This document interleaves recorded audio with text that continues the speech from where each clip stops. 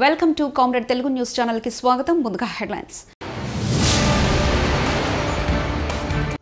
తిరువన్నామలైలో రేపు చిత్ర పౌర్ణమి.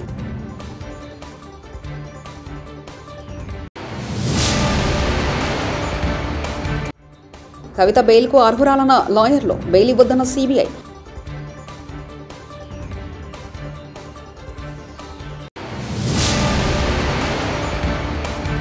జగన్ నామినేషన్ వేసే రోజు నేను నామినేషన్ వేయకూడదా? దస్తగిరి.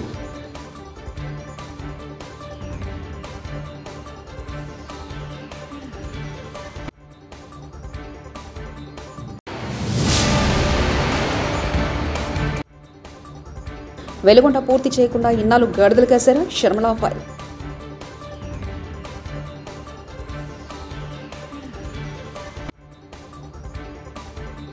ఈ నెల 23వ తేదీ పౌర్ణమి సందర్భంగా తిరువన్నామలైలో గిరి ప్రదర్శనకు 25 లక్షల మంది భక్తులు రావచ్చని జిల్లా యంత్రాంగంతో పాటు ఆలయ అధికారులు అంచనా వేస్తున్నారు.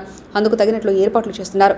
ముఖ్యంగా తిరువన్నామలైకి వచ్చే భక్తులకు ఎలాంటి అసౌకర్యం కలగకుండా భారీ సంఖ్యలో ప్రత్యేక బస్సులు నడిపేలా రవాణా శాఖ దృష్టి సారించింది.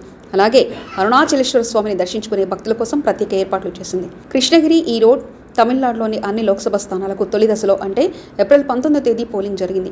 జూన్ 4వ తేదీన ఓట్ల లెక్కింపు ప్రక్రియ జరగనుంది. ఈ నేపథ్యంలో ఈవీఎంలతో పాటు వీవీప్యాట్ మెషిన్లను కట్టుదిట్టమైన భద్రత మధ్య స్ట్రాంగ్ రూమ్లకు తరలించారు. 2023-24 ఏడాదికి టీడీటీ ఆదాయం 1,161 కోట్లు, 1,031 కిలోల బంగారాన్ని డిపాజిట్ చేశారు తిరుమల తిరుపతి దేవస్థానం. 18,000 కోట్లకు పెరిగిన మొత్తం డిపాజిట్ల విలువ వడ్డీ రూపంలో స్వామివారికి ఏటా 1,200 కోట్లు వస్తుంది. ఢిల్లీ లిక్కర్ స్కామ్లో అరెస్ట్ అయిన తిహార్ జైల్లో ఉన్న బీఆర్ఎస్ ఎమ్మెల్సీ కవిత బెయిల్ పిటిషన్పై ఢిల్లీ రౌజ్ అవెన్యూ కోర్టులో వాదనలు ముగిశాయి. తీర్పును జడ్జి కావేరి భవేజ్ మేరెండుకు రిజర్వ్ చేశారు. కాసేపటి క్రితమే లిక్కర్ స్కామ్లో సిబిఐ అరెస్టులో కవిత బెయిల్ పిటిషన్పై ఢిల్లీ కోర్టులో విచారణ జరగగా కవిత తరఫున న్యాయవాదులు వాదనలు వినిపించారు. మహిళగా కవిత బెయిల్కు అర్హురాలన్నారు. అరెస్ట్ నుంచి విచారణ వరకు ఎటువంటి మెటీరియల్ లేదన్నారు. కరీంనగర్లో కాంగ్రెస్ పార్టీ అభ్యర్థి నామినేషన్ కార్యక్రమానికి సీఎం రేవంత్ రెడ్డి దూరంగా ఉండనున్నారు. నేడు కాంగ్రెస్ తరఫున వెలిచాల రాజేంద్రరావు నామినేషన్ దాఖలు చేయనున్నారు. ఆసక్తికరమైన విషయం ఏమిటంటే కరీంనగర్ సీటుపై అధిష్టానం ఎటూ తేల్చలేదు. రాజేంద్రరావే అభ్యర్థి అంటూ మంత్రి పొన్నం ప్రభాకర్ ప్రకటించారు. దీంతో మాజీ ఎమ్మెల్యే ప్రవీణ్ రెడ్డి సైలెంట్ అయ్యారు. సన్నాహ సమావేశాలకు సైతం ఆయన దూరంగా ఉంటూ వస్తున్నారు. గతంలో పొన్నం ప్రభాకర్ కోసం హుస్నాబాద్ అసెంబ్లీ సీటును ప్రవీణ్ రెడ్డి త్యాగం చేశారు. ఈ గందరగోళం మధ్య నామినేషన్ కార్యక్రమానికి సీఎం రేవంత్ దూరంగా ఉన్నారు. ప్రవీణ్ రెడ్డి వైపు అధిష్టానం, వెలిచాల రాజేంద్ర వైపు పొన్నం. మొత్తానికి కరీంనగర్ స్థానం విషయంలో గందరగోళం నెలకొంది. ఆంధ్రప్రదేశ్ 10వ తరగతి పరీక్షా ఫలితాలు కొద్దిసేపటి క్రితం విడుదలయ్యాయి. విజయవాడలో పాఠశాల విద్యాశాఖ కమిషనర్ సురేష్ కుమార్ ఫలితాలను విడుదల చేశారు. ఆ ఫలితాలను అధికారిక వెబ్సైట్ ద్వారా తెలుసుకోవచ్చు. ఏడాది 6 లక్షల మందికి పైగా విద్యార్థులు 10వ తరగతి పరీక్షలు రాశారు. మత ప్రచారం తప్పు కాదు. ఇతర మతాల ప్రార్థనా ప్రదేశాల్లో, తిరుమల లాంటి పవిత్ర ప్రదేశాల్లో మత ప్రచారం చేయడం మాత్రం తప్పు. రాజ్యాంగం మాట స్వేచ్ఛ ఇచ్చింది. ఎవరు దాన్ని తప్పు పట్టడానికి వీల్లేదు. నరసాపురం వారాహి విజయబేరి సభలో జనసేన పార్టీ అధినేత పవన్ కళ్యాణ్ సభలో కూడా చెప్పారు, మత ప్రచారం చేసుకునే స్వేచ్ఛ సంపూర్ణంగా ఉంది. జూలియా రాబర్ట్స్ లాంటి ఒక క్రిస్టియన్ మతంతో పుట్టిన వ్యక్తి హిందూ మతానికి మారినప్పుడు ఇక్కడున్న ఎవరైనా సరే స్వేచ్ఛగా మారడానికి ఎవరికి ఇబ్బంది లేదు. నేను అన్నది ఒక్కటి, తిరుపతిలో తిరుమలలో అన్యమత ప్రచారం మంచిది కాదు. దానికి సంబంధించి మాట్లాడడం తప్ప రాజ్యాంగం అదే చెప్తుంది. ఎవరి మతాల్ని, బాబాసాహెబ్ అంబేద్కర్ గారి స్ఫూర్తి రాజ్యాంగం ఎలా ఉంది అంటే ఎవరి మతాల్ని వారు ప్రచారం చేసుకోవచ్చు.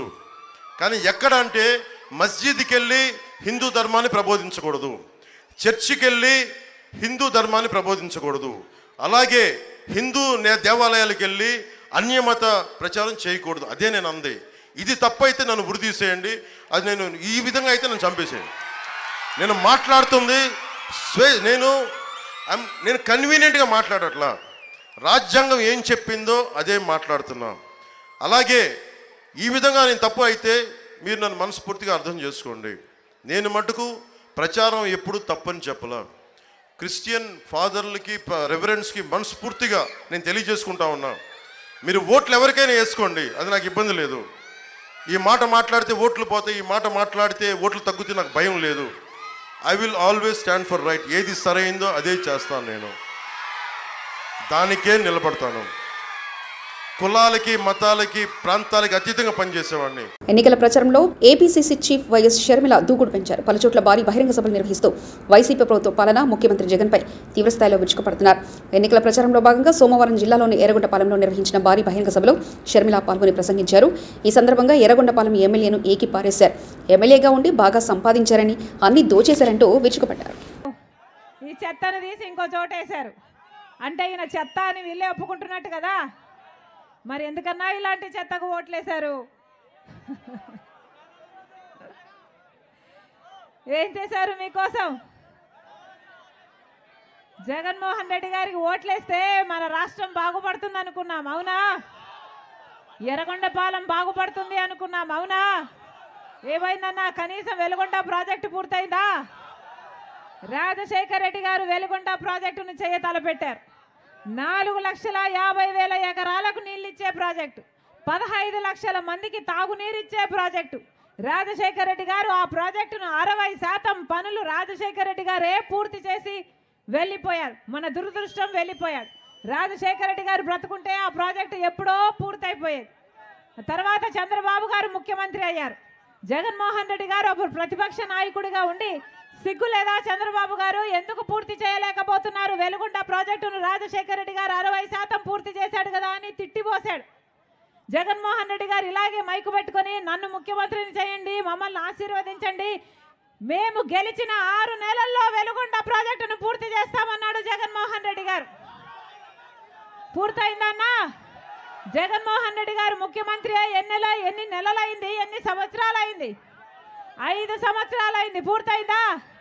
ఈ ఎర్రగొండపాలెంకే 1,50,000 ఎకరాలకు నీళ్ళిచ్చే ప్రాజెక్టు, 2 లక్షల మందికి తాగునీరిచ్చే ప్రాజెక్టు.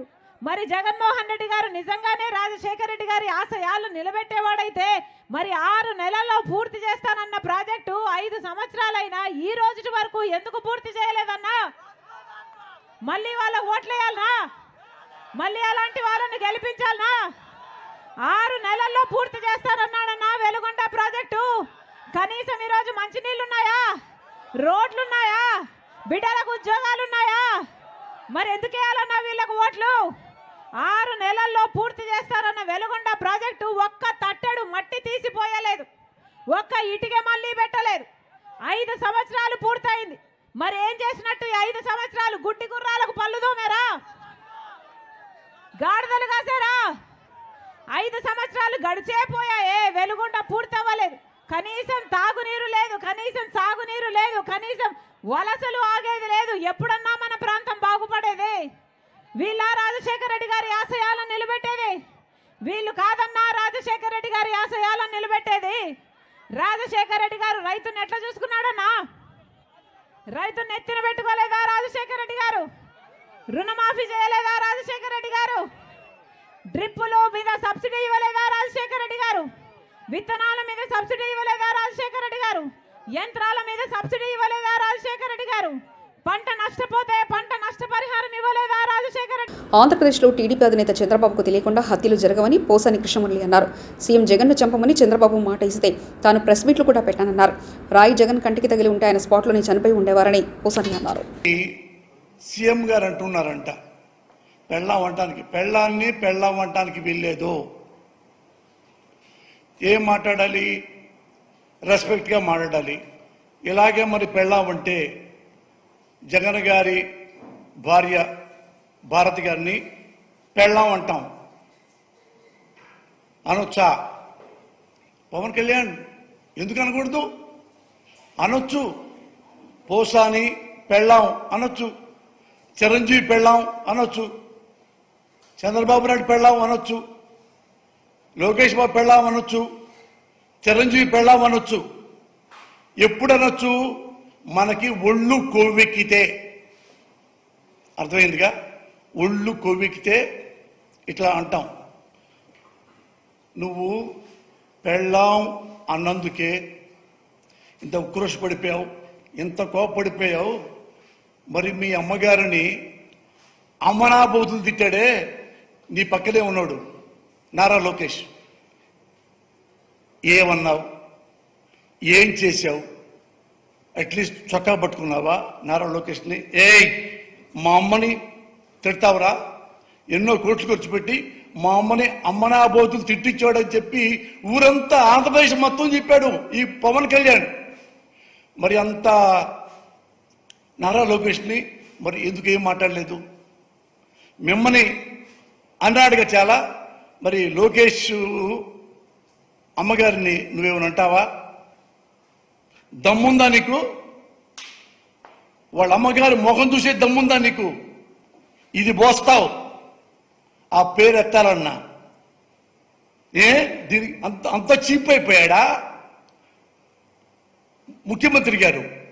పెళ్ళాం అనేది ఆంధ్రదేశంలో 75% పైగా భార్యాభర్తలు, మా ఇంట్లో అయినా మీ ఇంట్లో అయినా ఎవరుంటే ఈ పలానా సుబ్బారావు గారి పెళ్ళాం, పలానా రంగారావు గారి పెళ్ళాం అని. అది నిన్న అవమానిస్తానికి సీఎం గారికి అంత నీలాగా దిగజారు లేడు. ఆయన పెళ్ళాం అంటే నీకు చంద్రబాబు గారి ఏమన్నా జగన్మోహన్ రెడ్డి గారు ఆయనకి 4 పెళ్ళాలు లేదు, నాకు 3 పెళ్ళాలు ఉన్నాయి అన్నావు. నీకు 3 పెళ్ళాలు ఉన్నాయా? వివేక హత్య కేసులో సునీతతో తాను చీకటి ఒప్పందం కుదుర్చుకున్నానని అవినాష్ రెడ్డి నిరూపిస్తే జైలుకు వెళ్లడానికి తాను సిద్ధమేనని వివేక కేసులో అప్రూవర్ దస్తగిరి సవాల్ విసిరారు. అవినాష్ రెడ్డి నిరూపించుకోలేకపోతే జైలుకు వెళ్లడానికి ఆయన సిద్ధమా అని ప్రశ్నించారు. వివేక కేసులో హంతకుడు బయట తిరుగుతున్నాడని జగన్మోహన్ రెడ్డి మాట్లాడారని దస్తగిరి తప్పుపట్టారు. హత్య చేయించిందెవరో జగన్, అవినాష్ రెడ్డి, భాస్కర్ రెడ్డి, శివశంకర్లకు తెలియదా అని ప్రశ్నించారు. ఈ నెల 25న నామినేషన్ వేస్తుండటంతో తాము నామినేషన్ వేయడం కుదరదని అధికారులు చెప్పడంపై ఆయన మండిపడ్డారు. హత్య గురించి కేసు గురించి మాట్లాడడం జరుగుతోంది. ఆ రోజు హంతకుడు బయట తిరుగుతూ ఉన్నాడు, ఆ రోజు హంతకుడు బహిరంగంగా చెప్తా ఉన్నాడని చెప్పి జగన్మోహన్ రెడ్డి నిస్సిగ్గుగా మాట్లాడడం జరిగింది. అయితే దాన్ని పూర్తిగా ఖండిస్తూ ఉండా జగన్మోహన్ రెడ్డికి ఆయన పక్కలోనే ఉన్న అవినాష్ రెడ్డి గారి హత్య కేసులో భాగస్థులైన జగన్మోహన్ రెడ్డి కావచ్చు, అవినాష్ రెడ్డి కావచ్చు, భాస్కర్ రెడ్డి కావచ్చు, శివశంకర్ రెడ్డి కావచ్చు, వీళ్ళందరూ కూడా భాగస్థులే. ఆ విషయం జగన్మోహన్ రెడ్డికి కూడా తెలుసు. ఎవరు హత్య చేయించినారో, ఎవరు చెప్తే ఎవరు చేసినారో అనేది ఆంధ్రప్రదేశ్ రాష్ట్ర ప్రజలందరికీ కూడా తెలుసు. పులివెందులలో జేబీఎంరావు భరత్ పట్టి ఆఫీసును జగన్మోహన్ రెడ్డి ఇంటి పక్కలను నిర్మించడం జరిగింది. అయితే కూడా ఈ ఆఫీసును తొలగించాలని చెప్పి పూర్తి స్థాయిలో అధికారులు అయితేనేమి, పోలీసు వ్యవస్థలను అయితేనేమి పూర్తిగా ప్రెజర్ చేస్తూ ఉన్నారు. అయితే దానికి పర్మిషన్ తీసుకోవాలా కదా అని చెప్పి వాళ్ళు ఒక అడ్డుకట్ట వేయడం జరిగింది. దానికి కూడా నేను పర్మిషన్ కోసం శతవిధాలుగా ప్రయత్నించినా నాకు పర్మిషన్ ఇవ్వకుండా చేసినారు.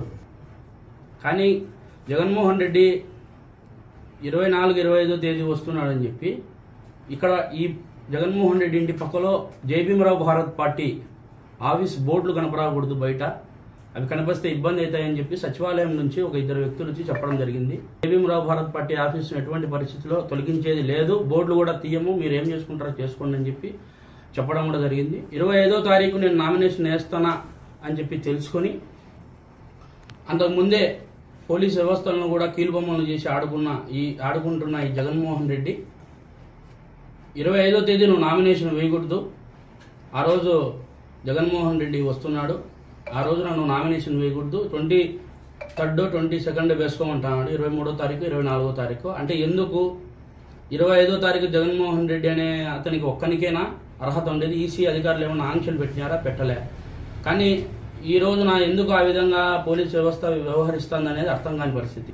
ఈ రోజు సిద్ధం సభ పెట్టేదానికి 500 రూపాయలు డబ్బులు, బిర్యానీ ప్యాకెట్లు, మందు ఇవన్నీ పెట్టేది ఒక ఎత్తు అయితే, ఆడవారిని డాక్రాలో మీకు ఎటువంటి హామీలు ఉండవు, మీకు రావు అని చెప్పి ఈ సచివాలయం దొంగలను క్రియేట్ చేసుకున్న ఈ జగన్మోహన్ రెడ్డి వీళ్లే సైనికులుగా తయారు చేసుకుని, ఒక కాలకేయుని సైనికులుగా తయారు చేసుకుని ఈ రోజున వాళ్ళందరినీ కూడా ఇళ్లకాడికి పంపించి మీకు పింఛన్ రాదు, మీకు ఏంది ఇవ్వరు, మీరందరూ కూడా రావాలని చెప్పి ప్రెజర్ చేసి పిలుచుకోవడమే కాకుండా ప్రతి ఒక్కరిని భయభ్రాంతులకు గురి చేసి అతను సిద్ధం సభకు పిలుచుకుంటున్నారు. అవినాష్ రెడ్డి అనే వ్యక్తి కావచ్చు, ఇంకోరు కావచ్చు, మన ప్రెస్ మీట్ పెట్టి ఏదో సునీతమ్మ గారికి నాకు చీకటి ఒప్పందం అంట. ఆ చీకటి ఒప్పందం ఈ రోజున బయట పెట్టినా కూడా, ఈ రోజున అవినాష్ రెడ్డికి నేను సవాల్ విసురుతాండా, ఈ రోజున బయట పెట్టినా కూడా నేను జైలు వేయడానికి సిద్ధం. ఆ విధంగా నేను ఎన్నోసార్లు సవాల్ చేసిన, ఈ రోజు కూడా చేస్తా ఉండా. 24 అవర్స్లో ఆ చీకటి ఒప్పందం ఏందో నువ్వు బయట పెట్టు, నేను జైలుకు పోతా, లేకుంటే అన్ని ఒప్పుకొని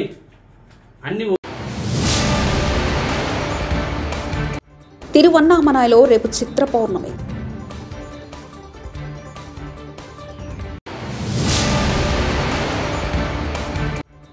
కవిత బెయిల్కు అర్హురాలన్న లాయర్లు, బెయిల్ ఇవ్వొద్దన్న సిబిఐ.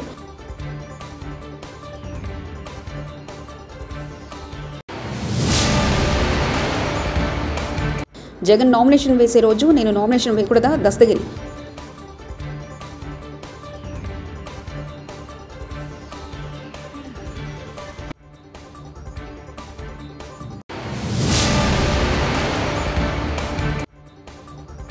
వెలుగొండ పూర్తి చేయకుండా ఇన్నాళ్ళు గడుదలు కాశారా? శర్మలా ఫైర్.